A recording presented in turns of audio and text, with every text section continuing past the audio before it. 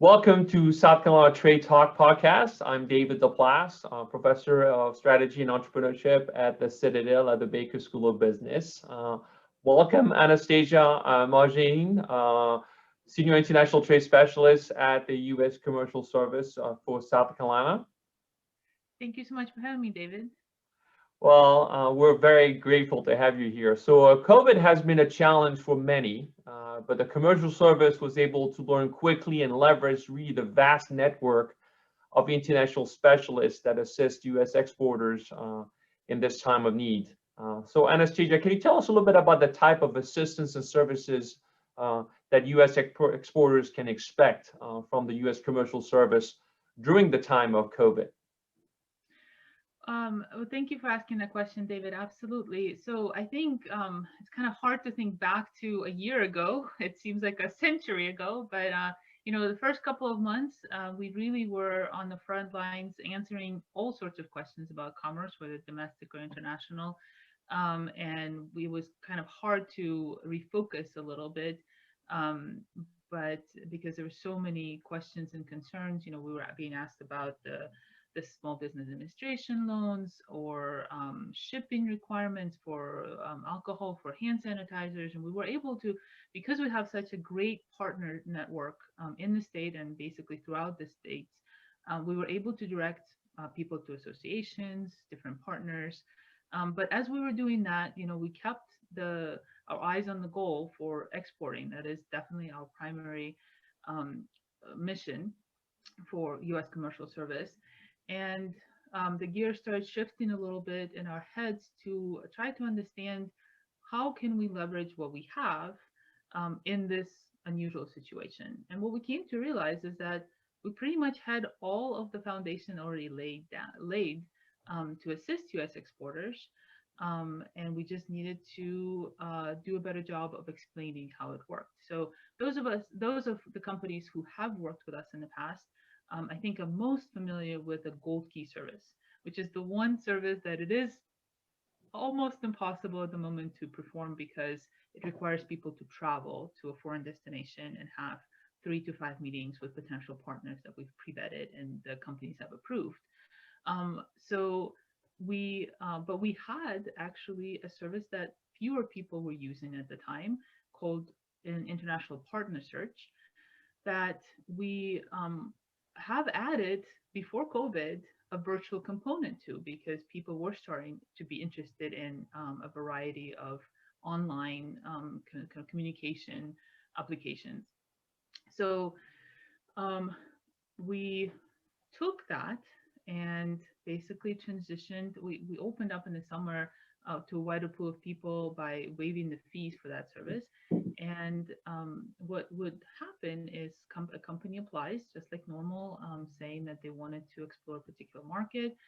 The local specialist like myself, would connect them with our representatives in over 70 different countries around the world. Plus, we have partnerships with State Department and other countries where we're not physically present, and request our colleagues to give their feedback on whether or not they felt like it was an appropriate market. At that time, especially in the summer, whether the market was open, they were able to give insights, not only now on culture and background, but also on where they are at COVID, what type of restrictions were there. And then they would recommend whether or not they could move forward using their network within a particular industry to reach out and select interested potential partners, distributors, resellers, whatever the U.S. exporter needed in that market, to put them in contact. And then the U.S. company, instead of traveling, would basically just sit back in their office chair, and we would arrange the virtual meetings for them, take notes, and then sort of guide them through that process. So that it became very natural. It moved forward. We did have a new offering that came out actually also with something that education team was doing with virtual fairs, virtual events. So we were doing business to business matchmaking in these kind of organized week fashions using a platform that would allow people to go on there, see who all was participating per specific industry, and then connect with them during that time. And then they would also be offered a listing of all of the participants, so that if they were not able to connect with somebody during that week, that they could always reach out to them and say, I really wanted to talk to you, but I really didn't have the time. I was really busy talking to everybody else during that week. Can we please connect and move forward? And then, the other services are there, the Fuse, where you get to list your company online, and our post translates the description of your company, which allows the local search engines to grab that information more easily and find you for the local internet traffic to find your product and your services. The business service provider listing, which is similar just for the exporters of services.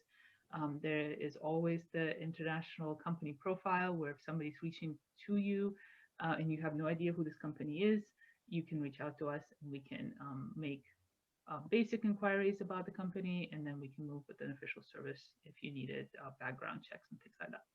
That's a lot of great services, and I must say I've also benefited myself from being part of a trade mission, and I've also worked with the Department of Commerce, both with your office and your colleagues, but certainly also people within the state. So tell us a little bit about, many companies are trying to grow, obviously, the prospects. They're trying to maintain their accounts. So tell us a little bit about kind of like steps that companies should consider doing or taking to effectively grow or maintain their accounts in general.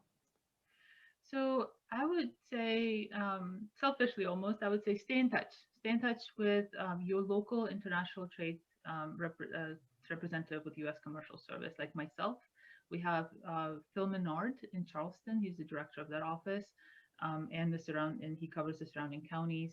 Myself and Doret Kutsia are in Columbia office and covering the counties in that area and sort of up and down the 77 corridor towards Charlotte. And then we have Shannon Christenberry in Greenville, South Carolina. And, we are very fortunate to have great relationships here with partners in the state and promoting their events and helping them promote our events.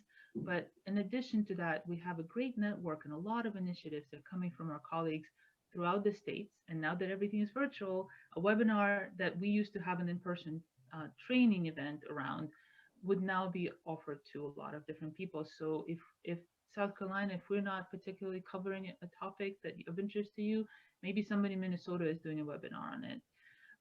We have also colleagues in headquarters in Washington who are oftentimes very deep in covering regulations and negotiations with different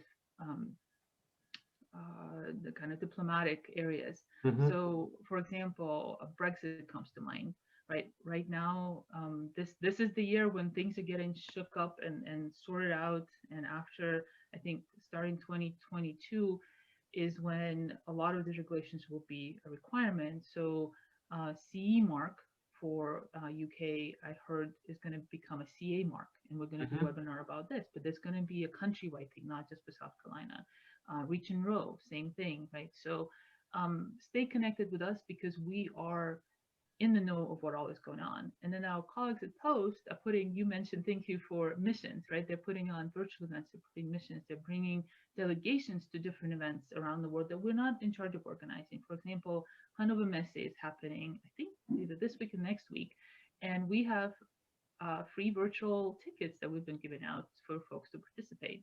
So, but those are the kind of things that we would know. And if you stay in touch with us and speak with us periodically, tell us what's going on with your company, what your interests are, then we can sort of pick out what we're hearing and say, hey, I heard about this great, you're looking at Thailand, right? I heard about this great webinar about what you need to know about going to Thailand. Let's connect and do that. So, so that's step one. Then stay involved. So that's almost like a jump into it, right? When we're telling you about something, right. Try it, right? It doesn't hurt. Go ahead. And I understand everybody's getting a little bit burned out and maybe overwhelmed with the amount of information that's offered to you, but that's where the two work together, right? I don't want to bombard anybody with just blanket information about what all is available. I want to know what you need and then plug you in to what we're doing in that area. And then the third one is stay engaged. And I cannot stress this enough. This does not necessarily relate to what we do. It's just keeping in touch and informed and informing your partners, your representatives overseas, using whatever means you have at this point, virtual. And I'm sure everybody understands this very well, but particularly it's very important to new connections.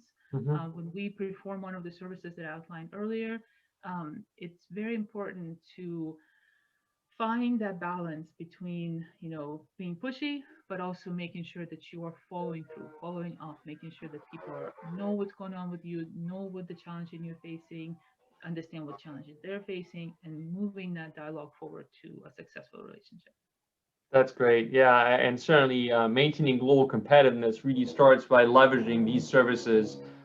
We really appreciate, Anastasia, you sharing with us really what South Carolina export companies can use and leverage. So I guess as a last question, what is the first place you recommend company visits, information, or resources when they're in fact looking to export? So we do have a new website, and it's getting constantly improved. It is trade.gov. A lot of people are familiar with the old one, but this is a new one, which is run by International Trade Administration, and U.S. Commercial Service sits under International Trade Administration. It has a lot of information. It has a lot of contact information, a lot of these webinar and event information. So really, I would circle back to stay in touch with your local specialist. Call Phil, call me, call Dorette, call Shannon. Pick up the phone. We're happy to talk to you. We're happy to navigate you through that site. That's great. Thank you so much, Anastasia, for joining again. For folks, join us next month for our next episode of the South Carolina Trade Talk. A very good day for you, and then to everybody else. Thank you so much, David. Thank you so much for having me. It's a pleasure. All right, folks, thank you again, and look forward to seeing you on other podcasts.